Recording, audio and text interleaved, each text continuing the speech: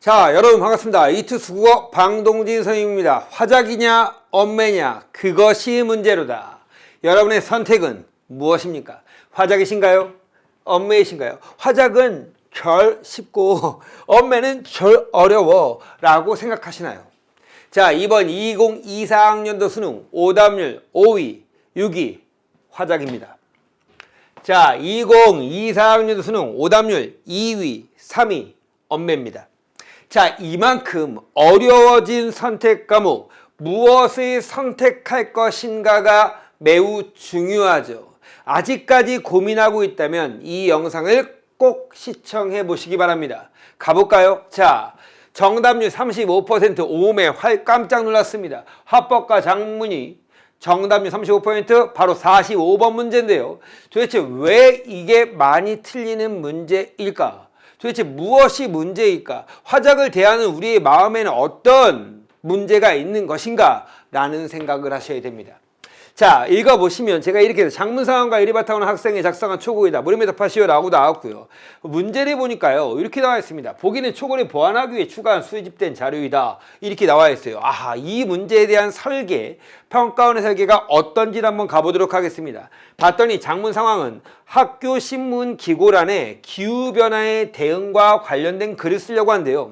자, 근데 초고가 나왔어요. 제목은 뭐 가려져 있고요. 자, 인류의 생존을 위협하는 기후변화는 더욱 가속화될 것으로 예측된다. 이에 기후변화에 대한 대응에 미래 세대인 청소년들이 관심을 가지고 참여해야 한다는 사회적 공감대가 형성되고 있다. 그래, 청소년도 관심을 가져야 돼. 이런 공감대가 형성되어 있대요. 그러나 청소년 참여는 여전히 낮은 수준이다. 이거예요. 그럼 도대체 왜 낮을까라는 생각이 궁금하죠. 청소년이 기후변화에 대응 활동에 참여하지 않는 원인은 여러 가지이다. 청소년들이 여러 가지래요. 그럼 여러 가지를 파악해야겠죠. 청소년들의 기후 변화 대응의 방안에 대해 무엇이 있는지 제대로 모르는 경우가 많다. 얘가 첫 번째.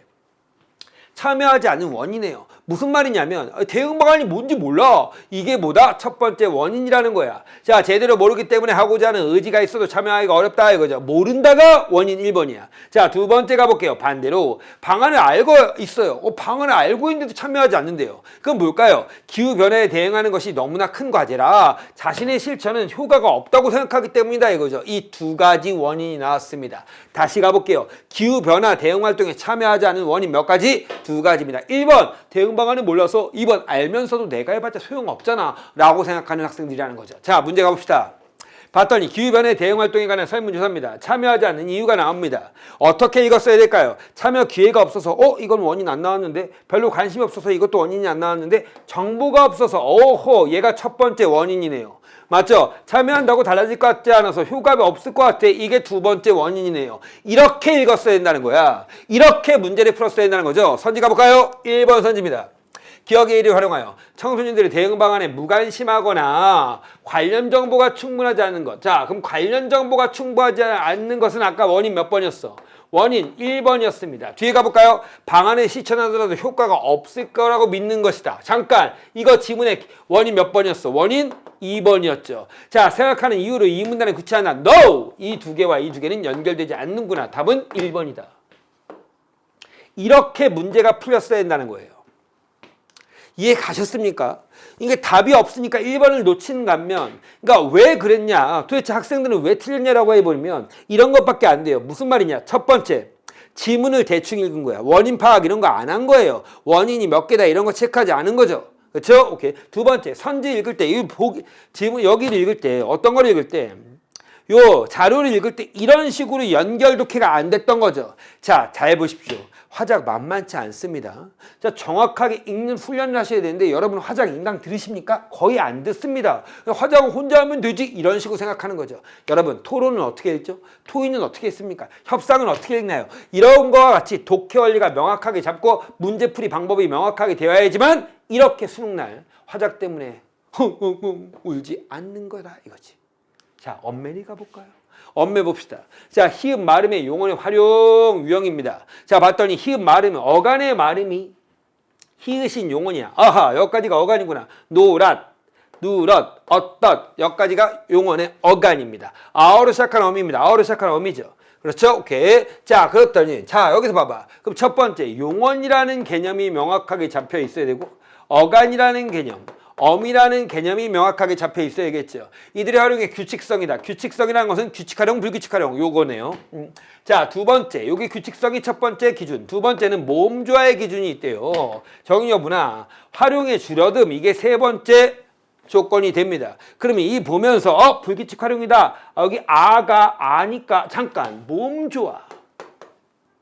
모음조화. 이 개념도 알고 있어야죠. 모음조화가 뭡니까? 양성모음, 양성모음끼리, 음성모음, 음성모음끼리 가보다 어울리는 현상. 거기 아니까 여기는 양성, 양성. 오케이. 얘는 모음조화 시켜줬어. 얘는 뭘까요? 어니까 모음조화 시켜줬네요. 누래. 그래서 아니까 애가 됐고, 어니까 애가 됐으니까요. 근데 여기는 그럼 음성인데 여기는 뭐야? 양성이 됐으니까 모음조화 시켜지지 않은 거지. 그렇죠? 오케이. 그러니까 이런 식으로 여러분이 개념을 가지고 있고 이 개념이 요 예시와 연결될 수 있는 능력이 돼야 돼요. 그 능력이 안 된 친구들이 이렇게 많다는 거야. 그렇죠? 오케이. 자, 그러면 보자. 결국은 엄매는 개념을 가지고 적용하는 연습. 그렇죠? 화작은 독해 원리와 문제풀이 원리. 이 두 가지로 나눠질 수 있어요. 그럼 잠깐. 도대체 이 화작 때 엄매 어떻게 해야 돼? 선택 기준.